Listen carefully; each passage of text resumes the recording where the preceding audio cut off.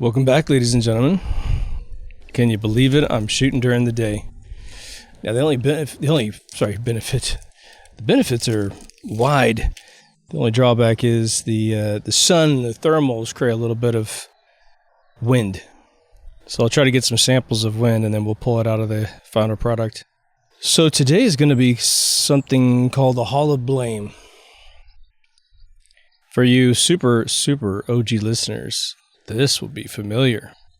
But we are at the absolute peak of the Hall of Blame. So what is it? Well, I've never given it that name, but I've described it a couple times. So there's a movie out there that has a character named Kaiser Sose. And it's a movie where this fake boogeyman was built up the entire film, and you find out he's not even real. He's just a fake boogeyman. So the reason to do that is that the real people who are hurting you, well, they get to keep doing what they're doing. Because you don't know they exist. Now, as much as we know,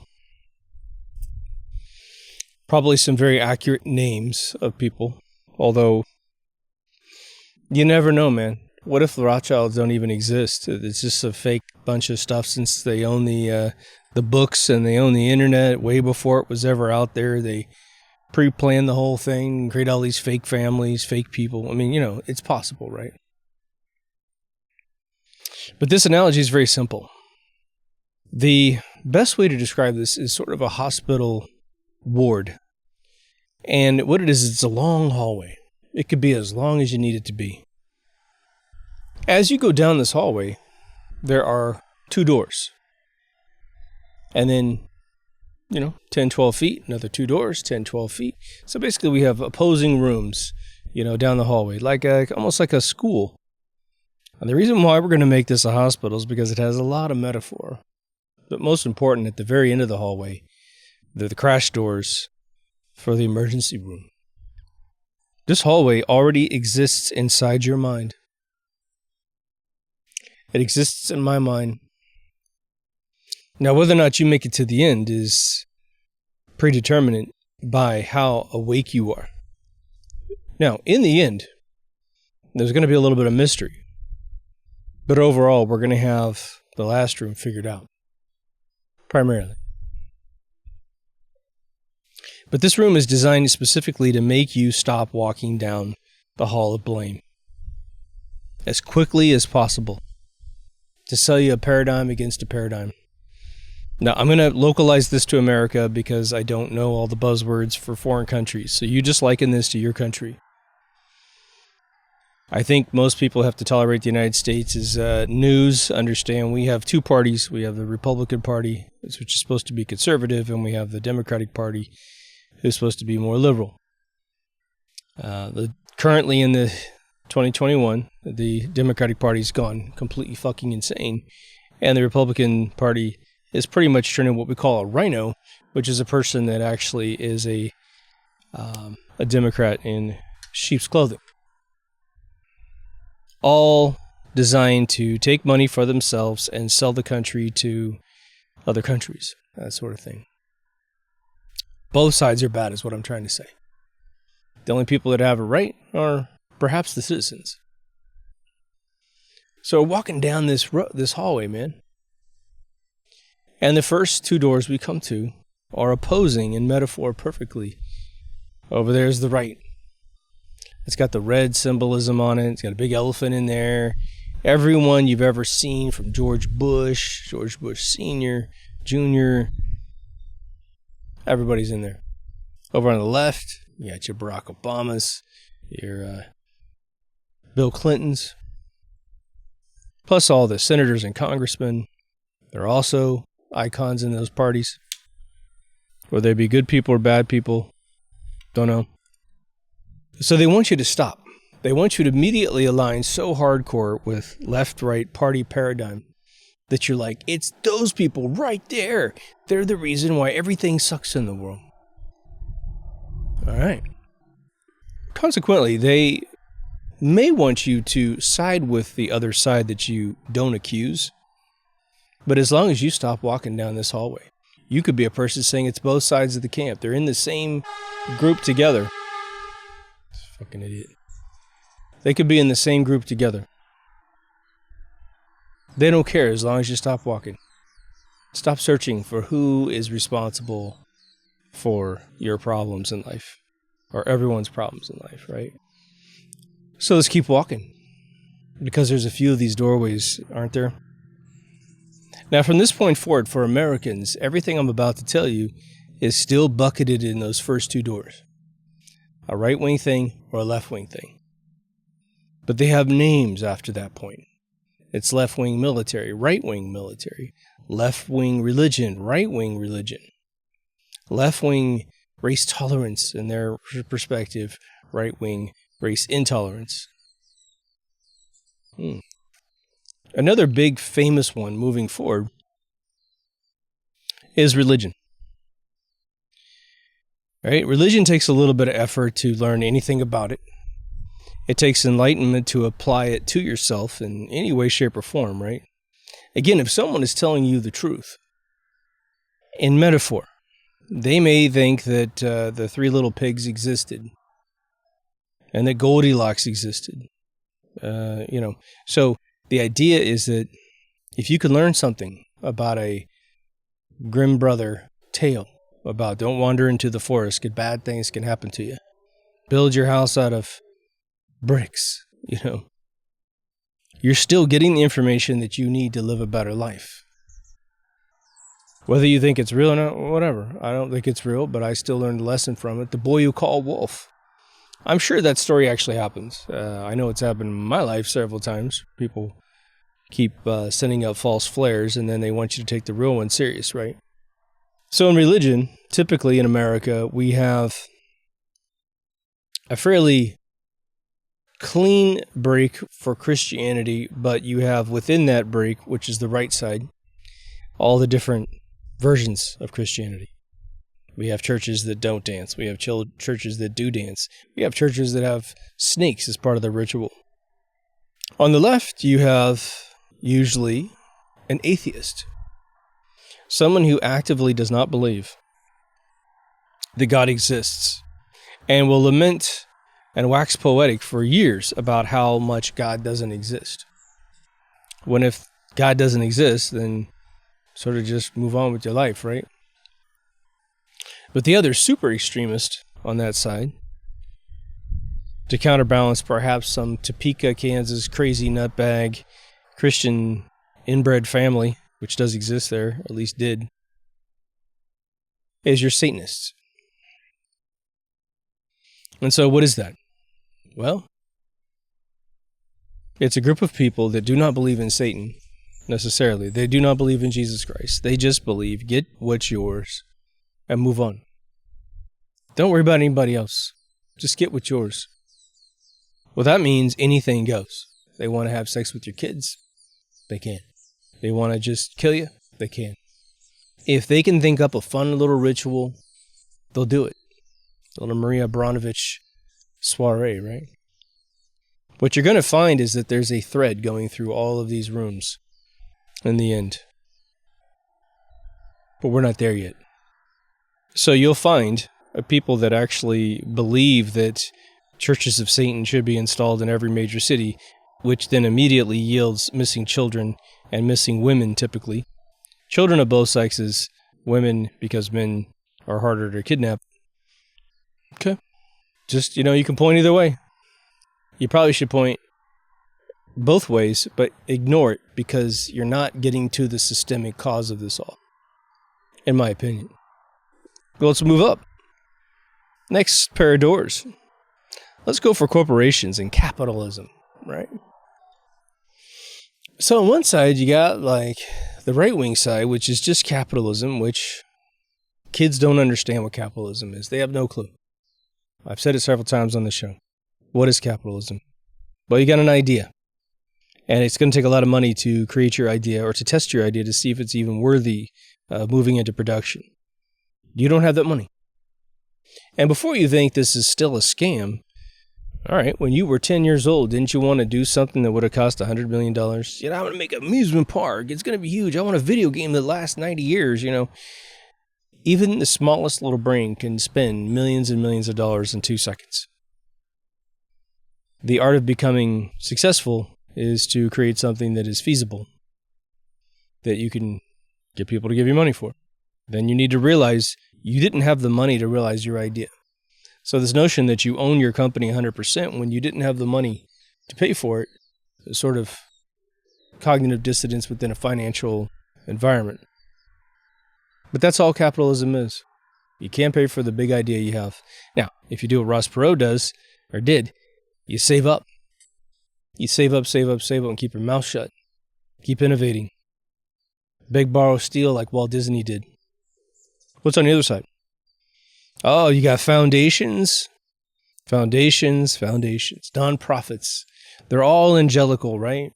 The Hillary Foundation is the best run foundation in the whole world, right? Never mind her people getting caught stealing kids in Hades. The Haitians trying to kill all of her executives, and they paid off the security staff to just absolutely obliterate hundreds of people. I watched the videos that were being leaked into Twitter. They didn't know what they were, so they didn't censor them. Feeding people to pigs, just like in Deadwood. Except it was like a couple hours before I saw it, right? These blowhard groups like Greenpeace that are selling you a carbon taxation system to make sure that you can't afford to have a kid. That life becomes extremely difficult. But both of these groups have systemic problems in them. They do. I had a guy, come in and instead of writing a check and getting us started, told another guy that we had convinced to give us $7 million not to do that. And this guy nickel and dimes us. And I mean nickel and dimes us. And then just would cut off checks and turn on checks just to make sure that we were over a barrel. So both sides can have some horrible outcomes if you don't know what you're doing. And there's evil everywhere. There's evil in churches. There's evil in political parties. And it's everywhere, right? All right, let's keep going. Let's go to the next one, which didn't exist last time I gave this. At least it didn't exist in a way that we all knew about it, right? Which are these activist groups. Activist groups that do things. Well, the funny thing is that you have some groups that don't do anything but show up and just sort of try to protect the Constitution. But from one side of the fence, that's a horrible thing to do. And of course, they program these kids to think thoughts for the other people. Well, that person thinks this, so I hate him. All this when they have no evidence that that person's ever had that thought. But you got your fascist Antifa. You got your summer camp BLM brainwashed children. Literally brainwashed. The leaders were brainwashed in a camp for 20 fucking years to believe a bunch of weird shit. All the men in these camps were feminized. The peer pressure that they instigated in these groups. And I'll show you a picture that no one's ever seen. With the BLM leader right there in the front row. Or over to the left, at least, to the photograph. But they're showing up to create this controlled opposition, right? They're there to say, okay, George Soros wants to burn down cities. He wants businesses to be hurt. He's just a puppet too. I'm not saying it doesn't need to be horizontal, but he's just a puppet. So he puts together these groups, he funds these things, and lo and behold, there's a rationale on TV. The press, which is everyone's consciousness who hasn't awakened, who hasn't taken the red pill, it's telling them how their brain works, right? So they're looking at something that should put them in shock. Why is Seattle, Washington burning down? Why is Portland, Oregon on fire? Why are they trying to lock cops inside the police station and burn it down? Well, it's all okay as long as CNN says it's okay, right? And so they literally don't have a script in their brain. The people that think this stuff is good, or a lot of people, they're just straight asleep.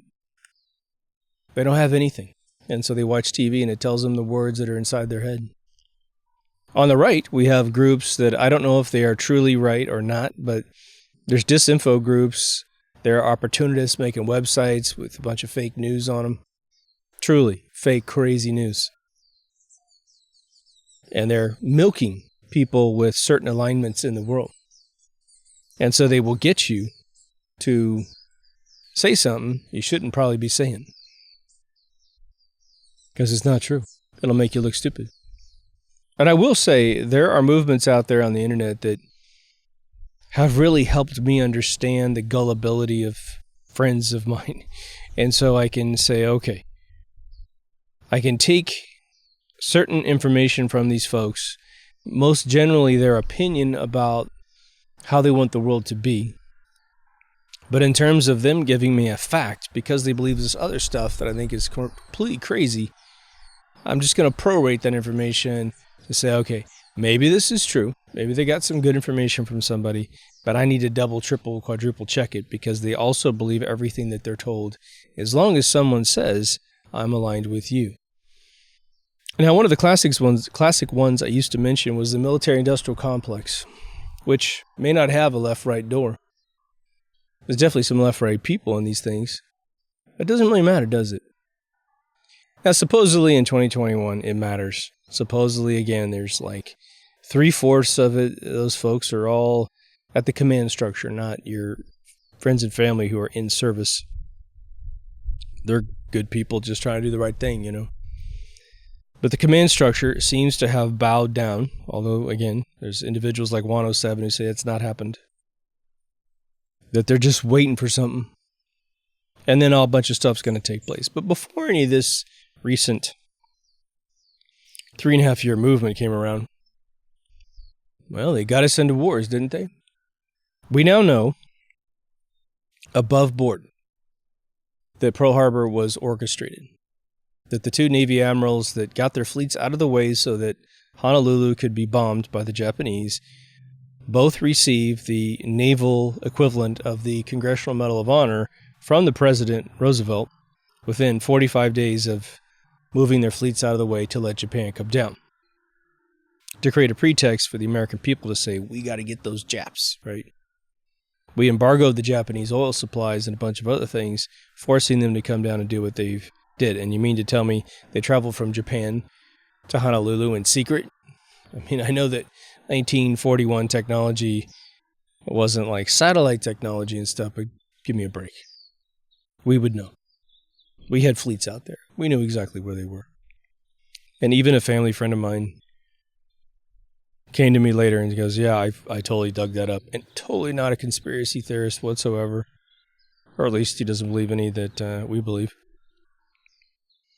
Now we know that just prior to that, 1913, Franz Ferdinand gets knocked up, but that was a European thing. I'm really going to try to stick to America here. We know that the Korean War was just another way to milk a bunch of money out of the United States. It was, as I understand it, started by a French contingency. We move in as a police action. The French leave within 2 months, and we're stuck in there for, 4 years. We did get a great television show called MASH out of it. Fast forward to, 64, 63 really. And JFK, who kept us out of Vietnam War, he gets murdered. LBJ, in exchange for being able to get rid of his opponent, cites the two fake Gulf of Tonkin events, two events that are now fully above board as fake events to start a war that we were in for technically 11 years. Lost, over 100,000 American troops. I think we lost, 70,000 kids under 19 or 19 years old. So it ends for a little while. We move up to the Desert Storm thing. Saddam Hussein, a CIA asset who was installed by us to make sure that region had some stability in terms of what the military-industrial complex wanted, but also to put pressure on Iran the whole time, He asked the State Department permission to invade Kuwait, citing that this was their original land, and the State Department gave him a thumbs up. He invades Kuwait. Saudi Arabia calls the State Department and goes, you want to have OPEC problems right away here? Because we can't have this guy getting any stronger. You don't control them as much as you think you do. You need to get them out. So the State Department calls him and says, we screwed up. You shouldn't be in there. You're freaking out Saudi Arabia. And they're a friend of ours, blah, blah, blah. And he goes, sorry, man. We're all over this city. People are so joyous to be back in the envelope of Iraq. Whether or not that's true or not, I doubt it. Then they had all these fake stories in the Senate about people being tortured, which have also been revealed. So they go in. They don't go get him because he's one of our assets, right? But we roll over his southern property line after bombing the crap out of him. He concedes. He gets another, 12 years or so?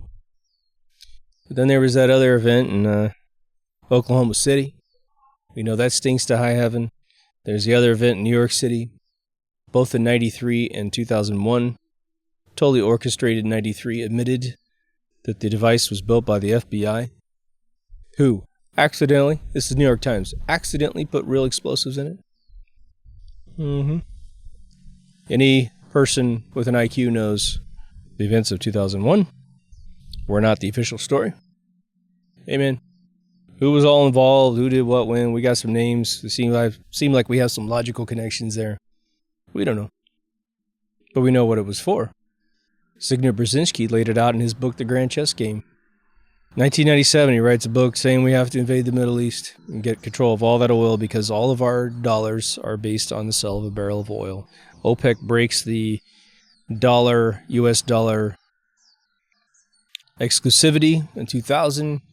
Amy Poehler's in a skit on SNL playing the dollar, where all the other currencies are saying, sorry, you're no longer the biggest currency. They made a skit on SNL to tell you what was going on. Fast forward a year, basically, and we have that event. Then that gives us the pretext to go over there, invade, create this invisible enemy that we can't find, this invisible boogeyman who sits around for 9 years. He was pronounced dead in December of the same year as the attack. I was up late at night watching the Pentagon briefing that said he died of kidney dialysis problems. You got that flight that falls out of the air in New York. Not sure what that's all about, but the Navy fleet was doing missile exercises in the bay that day. Could have been an accident, I guess. Was it Flight 800? I met a dude in Hawaii on Oahu, on Waikiki Beach. He had 30 plus years experience. He was on call that night. He was taking care of a radar sector right next to Flight 800, and he said, the Navy shot that thing out of the sky, and we were told to cover it up. Mistakes happen, but goddamn, right? So the military-industrial complex, which Eisenhower warned us about, JFK kind of warned us about it, very, very real. Whoever runs that place controls the destiny of a big portion of what happens in the world. America keeps getting more and more insanely powerful, weapon-wise. Europe, not so much. Britain, they got some pride. They come up with some pretty cool planes every once in a while and some pretty cool, isolated technology. But with a population of, 60 million, what are you going to do? What are you going to do about having a big army? You can't. You don't have enough people to have a gigantic army. And yet, boy, there's a lot of control in that little island.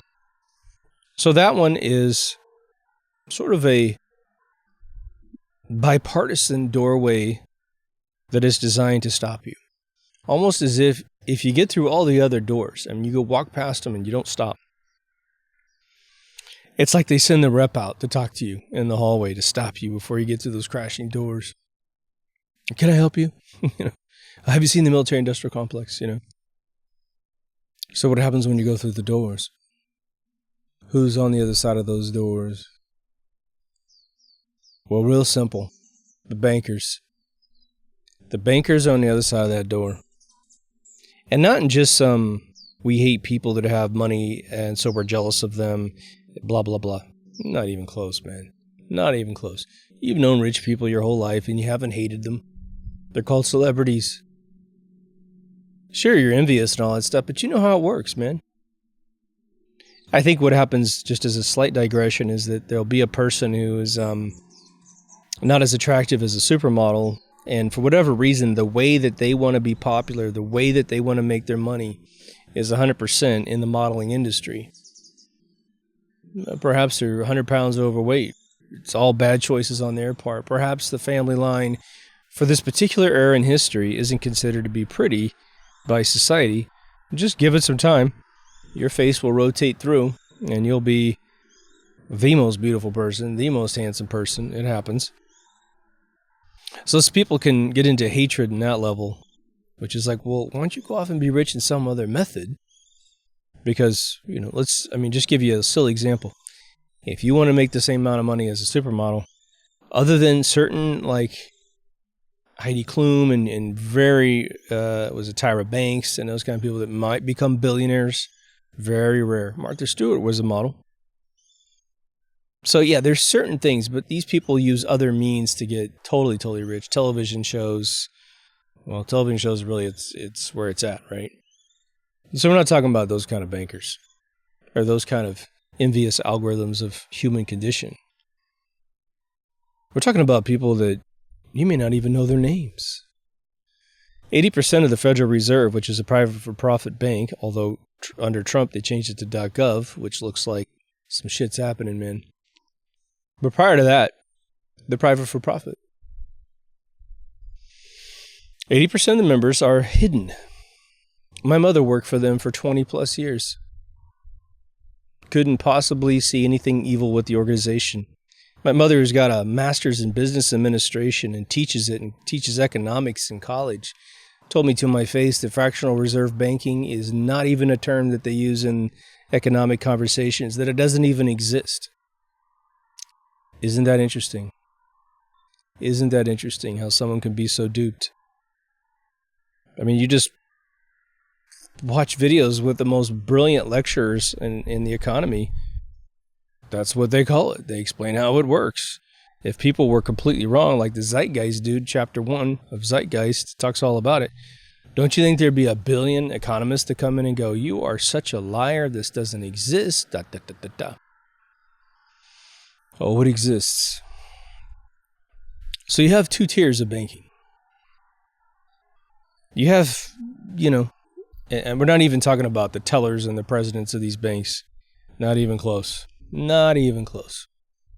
But you have families that were founded off banking. Founded off banking. The Rothschilds get a lot of publicity because they were extremely successful from the 1770s and up. I mean, brilliant family, 5 kids, and they all run out and dominate 5 sectors of Europe and England. Battle of Waterloo turns over all the finances of England to the Rothschilds. But there's other stories that people don't follow, which is the infiltration of Russia, infiltrations of the United States of America. By the mid-1800s, to give you an example, their published wealth was $6.5 billion by the 1850. Amateurized up for like 4%. That's quadrillions of dollars. People will tell you that it's old money, they don't have that money anymore, which is just a joke, and I'll tell you why. And you know this, but maybe you haven't put the dots together. I've mentioned this before. There has never been in history a cataclysmic moment where the Rothschilds lost their money. Had they lost their money through some cataclysmic bad investment or something, a bunch of their family members die in some boating accident or something, maybe they should have faked such a thing to erase themselves from history, right? Well, they control everything. And they're apparently not the richest family in the world. But they'd be worth quadrillions of dollars at this point. They would have amassed more wealth than has ever been printed, ever accounted for, all countries combined. So obviously there's a point where money is just something they print. All right. But Jesus turned over, in the story of Christ, turned over the money changer tables in the temple, right? Okay. That means that money changing existed in the time of Christ. For someone to even write that down in verse, doesn't matter if it was real or not.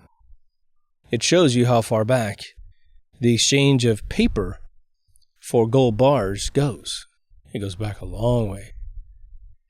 So the Rothschilds, in that perspective, are 1,770 years late to that game, which begs the notion, the senators of the Roman Empire, a Caesar. There were families way, way before the Rothschilds controlling everything. There were groups of alignment. You have your Templars. You have your bankers. They went against each other. That Friday the 13th day was the day that the Templars had to run from the money changers. They set up a bunch of their staff to get killed, making it look like they all got wiped out, and they fled to Scotland. And eventually resurfaced and built America, which is why we're so Masonic over here. My grandfather was a Mason in Chinook, Kansas. We have no idea what that meant. My dad never talked about him doing anything in the organization. It's usually a place to go eat pancakes and ride in funny cars. The Shriners were in the same building, I believe. So I had to pay $15 to Topeka, Kansas Mason group to get my grandfather's papers. And in this climate, I'm not going to do it. Somebody said I'm making Mason hand signals. All I got to see is give that shit a break, would you? Seriously. So someone fucking claims every hand gesture that the human body can make, and now all of a sudden everybody just fucking lives and moves their hands as part of a Mason group. Oh, you superior thing, you. I suppose in your entire lifetime, when you talk to someone and gesture, you're not making the same thing. No, you just don't have an asshole on the other side of the room going, see, you're a Mason. And you're like, what? Knock that shit off. That's some fucking lowbrow, stupid shit. I got neighbors who wear aprons, all right? I'm not a part of that gang. But I tell you what, they do it because they want to be somebody. They want to be Nathan R. Johnson, man, in that phone book. We got 4 generations in my family at least fighting for freedom in this country. And the one that was a Mason never enlisted, okay? So who are these other families? Well, we got this other anomaly in that room. And we know that they exist. And we know that they have money. And we know how public their wealth has been published at times. And they're called royalty. Royalty is a way of a society elevating a particular family or group of families to this perceived high level, usually made out of things like stories like King Arthur and that kind of stuff. Some Jesus-like fable to say why that family's bloodline is better than yours.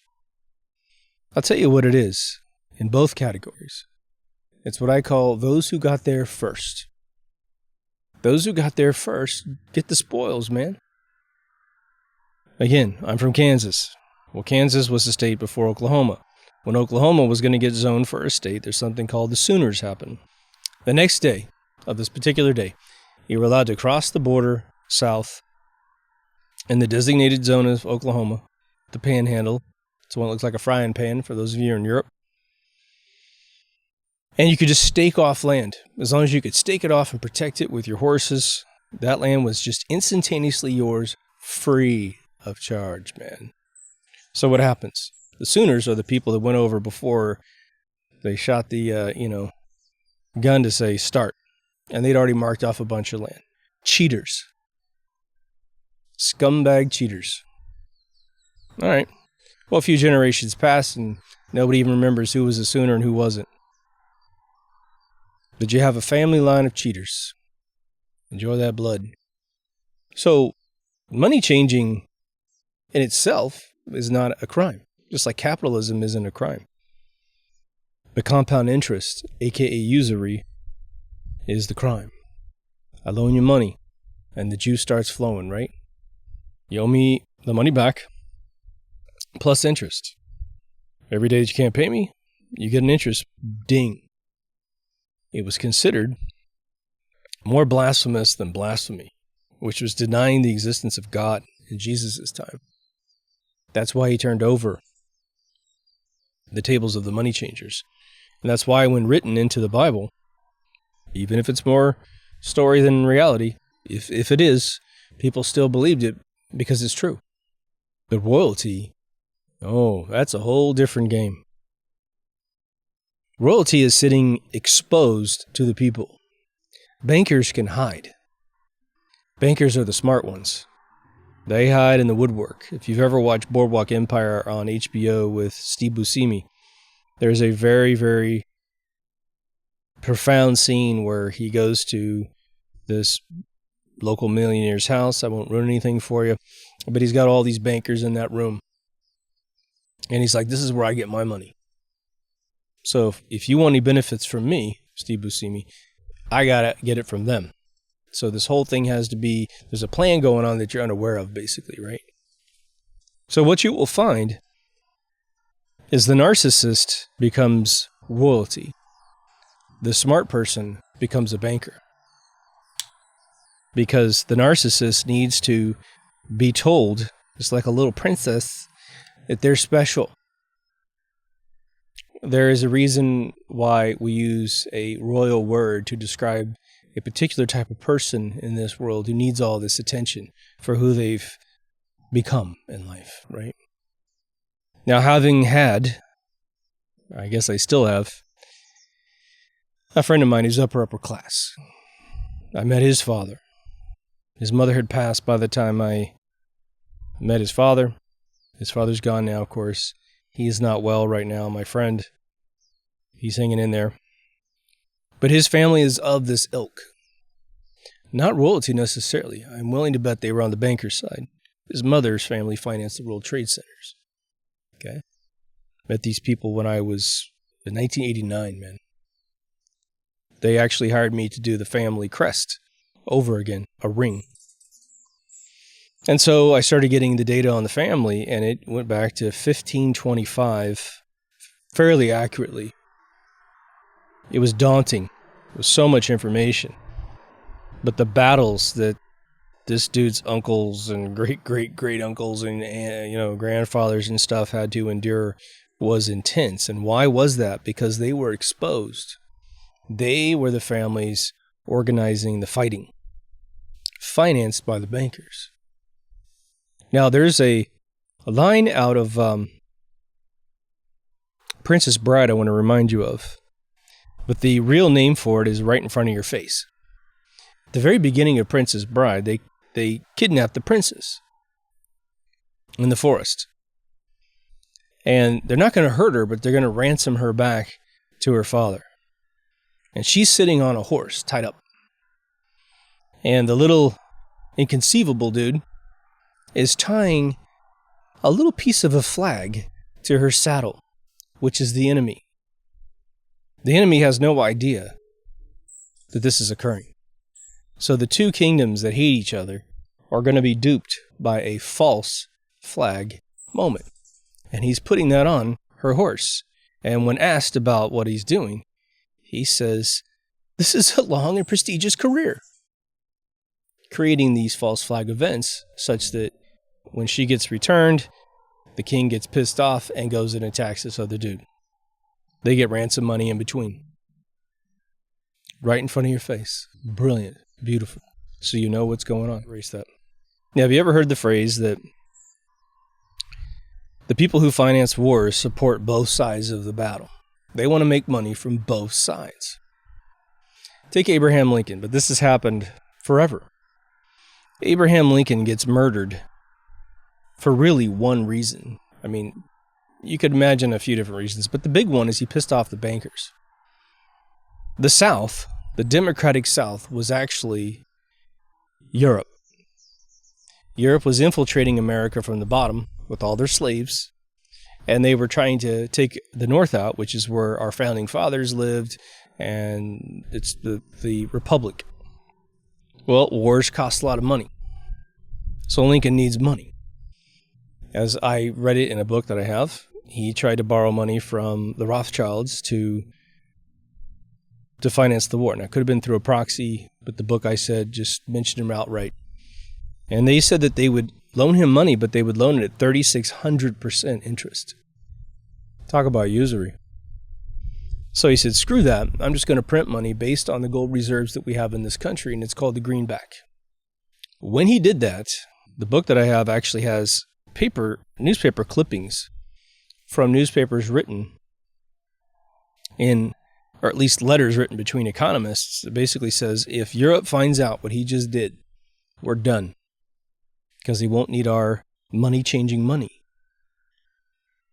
So they get this washed-up actor, John Wilkes Booth, promise him the world, He pops Link in the back of the head, escapes out the back of the theater, busts his ankle up a little bit. They put him on a boat, stuck him on an island off the coast of England, and apparently he wrote his family letters all the way up to the age of 70. They have the letters between bankers saying, I can get him from the theater to the coast safely. One guy says, I can get him from the coast of America over to the coast of England. And one other guy says, I can put him up in a pad in an island off the coast of England. These people aren't stupid, man. They've been at this game a long time, right? So now the Queen of England, for instance, I believe the initial history I had read about her wealth, the family of Windsor, which is, Saxe-Coburg, was that they own 45% of all the livable real estate in the whole world. At one point. That's mega bucks, man. But people don't understand sort of how the infiltration works. They'll have events where, like the Queen of England, or at least the royalty of England, was beat by people like Mahatma Gandhi, who fasted until he broke their will. You think they cared that guy died? Really? Well, what ends up happening is India gets control over their military rule and their local district, but only after the banks have been created by the families of Europe. It could be some Russian people in there too, don't know. Doesn't matter.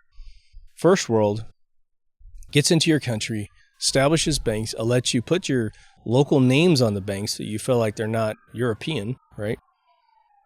China supposedly has at least 49 banks, all Rothschild controlled, Rothschild founded, with Chinese names on them. Okay, that's how it works. Before China was allowed in the Trilateral Commission, the Rothschilds, through the proxy of the Rockefellers, said, okay, well, we can make this other thing to kind of allow some representation from those areas. It's really bait. It's really a worm on a hook, man. Oh, you need to definitely chime in here and chime in there. I think China's made a name for themselves, for sure. But back in the day, the Rothschilds said, well, just make sure that I own all of their financial community. Because the famous Rothschild saying in the 1800s, because they just couldn't keep their mouth shut, man. They say, I care not who you vote for as long as I control your money. Because they know with controlling money, they control who you can vote for. So true. So true, right?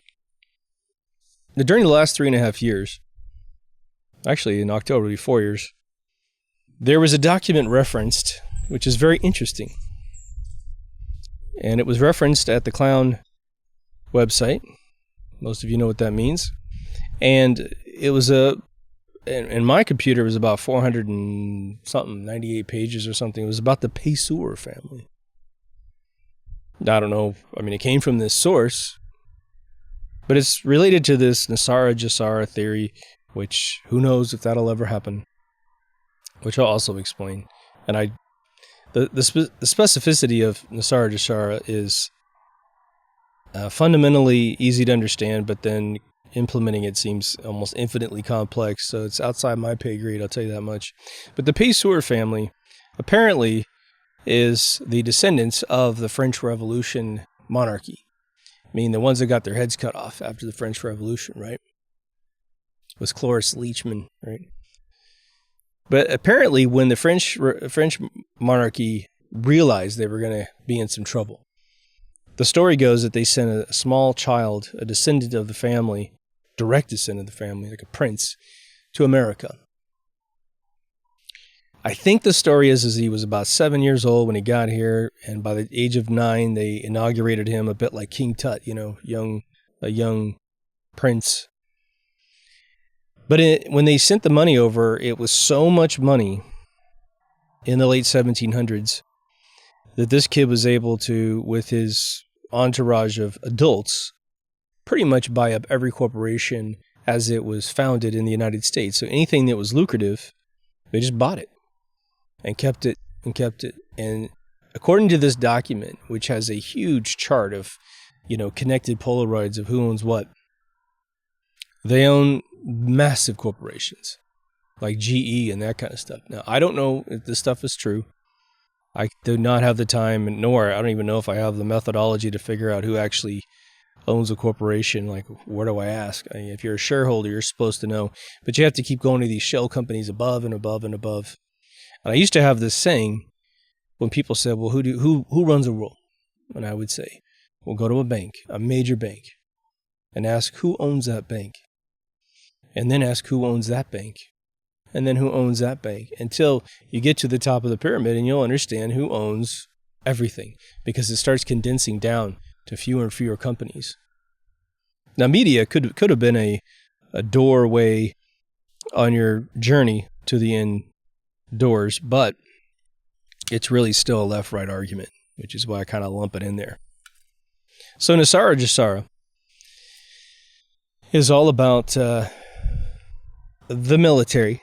It had President 45 on it when it debuted in the community of this movement.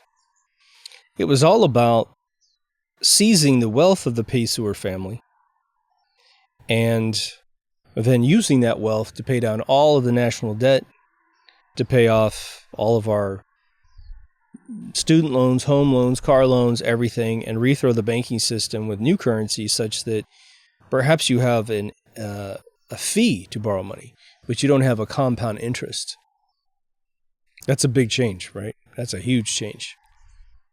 Now, one might ask, okay, so you're in this room, and you need to understand there's a lot of royalty that doesn't show their face anywhere. I do believe that it is mathematically possible to have families that have royal designations in various countries, but they don't participate in any major way with sort of the goings-ons of everything, right? So that is possible. It may not be everyone who has the title prince or king or whatever is directly participating. Now, we have kings and princes of oil industry. I don't know if they invest in banks. I would if I were them. I mean, let's say you had $1 trillion worth of gross profit from what you're selling. Well, when you have that kind of money, you've got the kind of power to start a bank and then get 10 to 1 for the money you put in. Even if it's just 100 billion, multiply that times 10. And that's how much money you can have to loan out to other people if you're inside the world banking system. So there's a sort of thing going on right now in the United States, which is very, very interesting.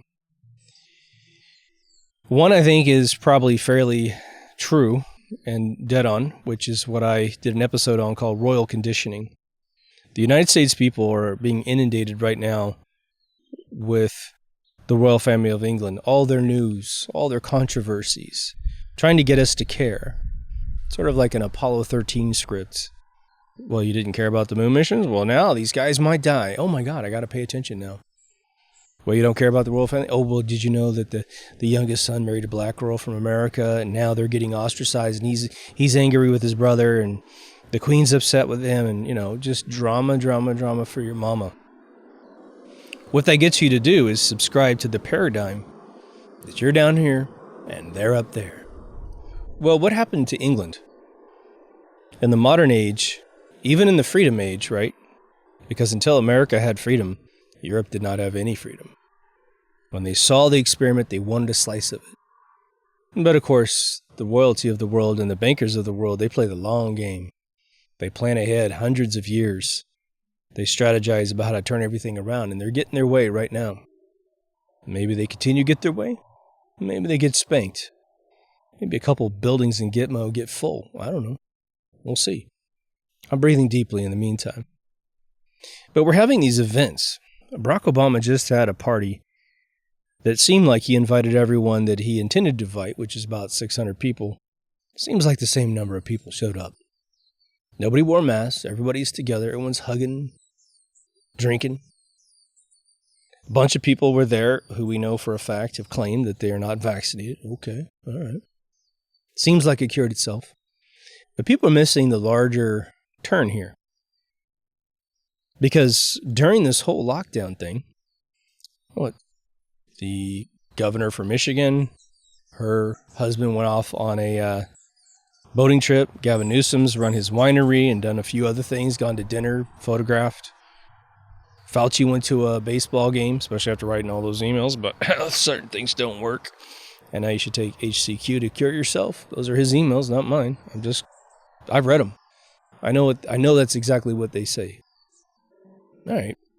Well, why is that? The reason why all these things are happening, in my opinion, is it's teaching you class structure, which is exactly what England had, big time. There's a lot of theories on class structure, because a lot of people say, well, whether you acknowledge it or not, it exists.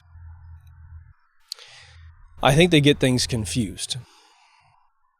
I do think that America has plenty of class structure, but it really boils down to one thing in America. Well, I should say two. At the private sector, it's about how much money do you have to defend yourself in court. Now, you don't always win. Well, most of the time you do, when you got big bucks. But there's a bunch of bambinos that are in prison for life because they had infinite cash, really, when it comes to attorneys. But they still were found guilty. At the politician level, oh boy, we got a couple laptops out there that should have put people in jail for life, if not even worse outcomes. But they're free.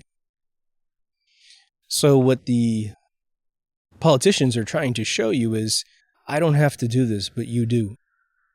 I control you. Now, what kind of narcissistic gene pool would ever want that on another group of people? Yeah, the only way I could even understand it for a second would be if we were all of us, were completely feral creatures. If they had just come here from another planet and found us all living in caves, and they're like, okay, well, they can't have the amenities that we have because they would use a kitchen fork to kill somebody. You just got to be careful. But we're not that way. Sure, there's a lot of videos out there where you can see hundreds of people, if not thousands of people, behaving badly. Those are pockets of people who are yet to ascend to basically a civilized level of behavior. They'll get there. But if we just maintain the country that we built, at least the United States, well, we can control that. There's all kinds of ways to control that. So now I promised you that there's a thread between all these doorways and the last door. We've already said it in a political realm. I don't care who you vote for as long as I control your money. Okay. Well, we know for a fact that everybody who sells out their country does what? Sells out their country. They take money to sell out you, me, everybody. They take money. There's only one other commodity that's out there, and that is class structure. They want to be seen as that elevated group of people because they have something wrong with them on the inside. They don't feel as important as other people. So this is the way they get it. All of the, publishers, all of the personalities on TV from the 1950s with Project Mockingbird, they just sold them status. Would you like a seat on the CFR? Would you like to speak at the UN? Would you like to seem important to other people? How about a group photograph with this other narcissist just like you? Sometimes that's all it takes. So that's the first tier. They get money to sell out their people, or they get status to sell out their people. And usually that's what it takes for the upper echelon of this world, the more educated people, to immediately flip over. The next tier down is converting the lowbrow, which is you're not going to really get elevated, but we're going to make you feel like you got elevated. You want to be part of the club, right? And this is where celebrities get duped. What does a celebrity do? Well, it depends on what kind of celebrity they are. Musicians usually toil and toil and toil until they get a following, and then they become an influencer. When they become an influencer, way before the internet, they look at the message, they do the math to see if they can convert that person with money. When they can't, they go to the next tier down, which is threatening them or killing them. But they'll try to give them something. Actors, although talented in what they do, they speak other people's lines most of the time, unless they write their own movie. Well, there's a point where we love them for doing that, but they don't look in the mirror and go, I am truly complete. They know I only can act in a great movie if I get a great script. I just watched the Val Kilmer documentary on Prime, which was pretty excellent, man. He was, I think, talking to Lipton, the guy that does those interviews. I think that's his name. But he said in this interview, he goes, what's odd about it is at the end of my career, I felt like he wasn't at the end of his career, but, he had definitely done the lion's share of his movies. He says, I don't really feel like I ever acted the lines that I wanted to act, that I never really achieved the character on film that I wanted to that really matched who I was as a person, he said. But he goes, I can't really say that to my fellow actors because some of them are unemployed and I look like a baby whining. What's odd is when he was in Juilliard, he wrote his own play that got picked up and he did quite a few performances and he was acting his own lines and they loved it. Apparently his one-man show, being Mark Twain, was also his creation. And before he could get the movie done, he had the little burper put in his throat, right? But he's a very humble man, at least as portrayed in the documentary. So hopefully he sticks in there. He's got a good family and a good base. But what do we mention in those hallways, man? Every single organization is either completely paid for in terms of like dissidents, protesters, most of the time. Now there's some homegrown folks that fight that. Their spirit is in the right place. Whether or not they behave well is up to each individual event. As to whether or not they get provoked by provocateurs. Military? Well, just depends, man. When you're in the military, being promoted for most people is something that's of interest, right? You have your non-commissioned officer promotions and you have your officer promotions. I think, in my experience being in the military, I saw far less concern about promotion with NCOs and an almost life dedication in the officer realm. So say you're a Colin Powell. You want to go all the way to the tippy top.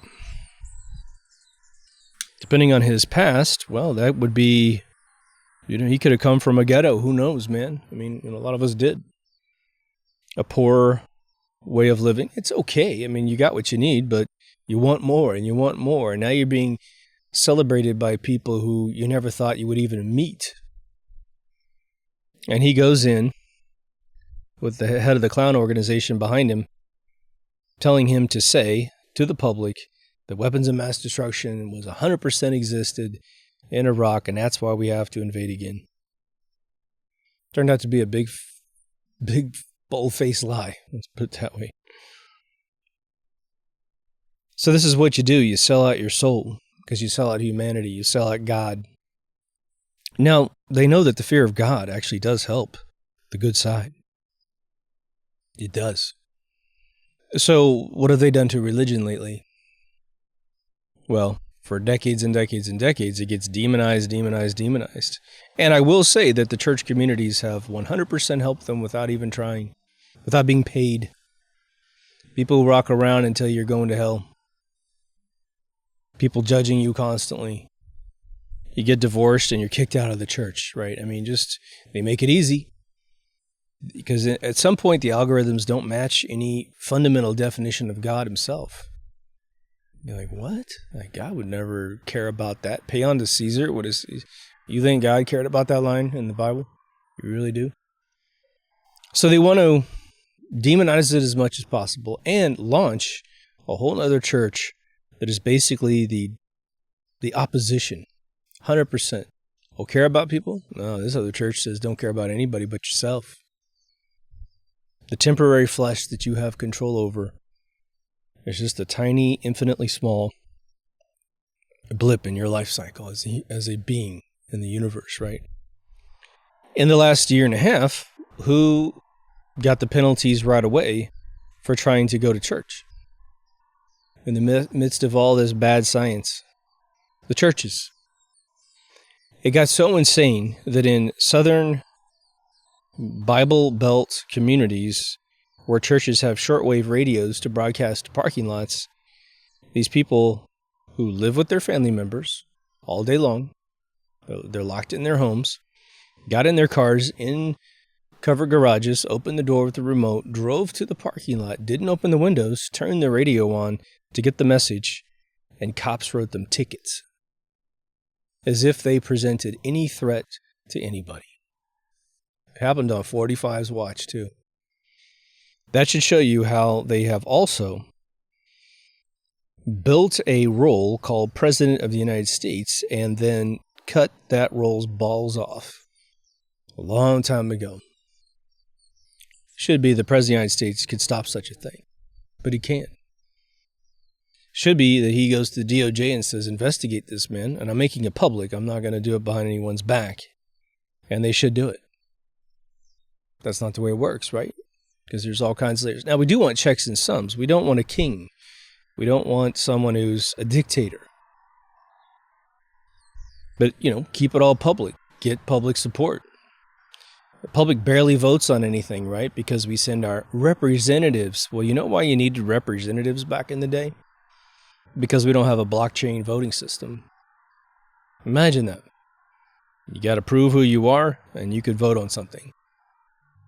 I think we should investigate that laptop. Or whatever. Some assisted living places in New York seem to have massive fatality rates.